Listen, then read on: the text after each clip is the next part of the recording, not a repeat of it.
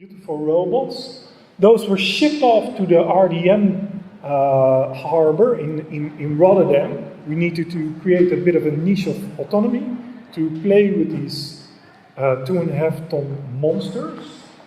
So we managed to get a hold of these robots for basically scrap prices.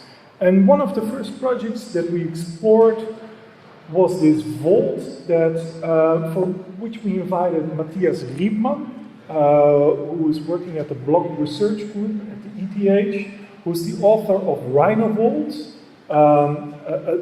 a really fantastic software that allows you to design structures that are compression only. I'll address that more in depth later. And here we really sort of took that approach of hot wire cutting.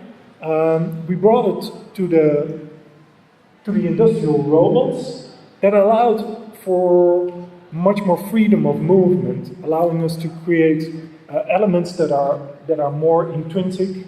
And at the RDM, we really explored that freedom. At some point, Chris took over in the assembly. It was one of the most pleasurable moments in my work life.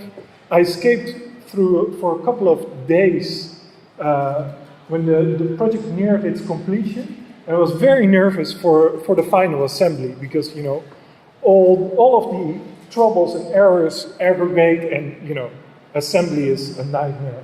And then I came back and Chris had assembled it, and it was just, thank you, Chris.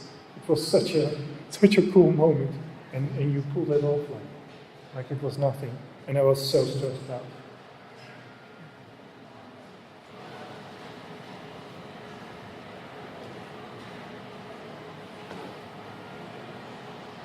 But increasingly, I start to think of architecture in really banal terms. Is in the sense that you have the market value of the built artifact, right? The building or the pavilion or whatever it is.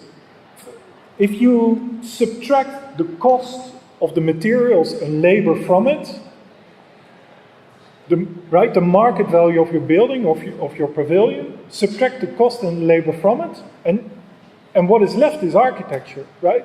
And I think maybe it's instrumental to think of architecture in these kind of dumb, banal economic terms. Maybe there's something clever about it.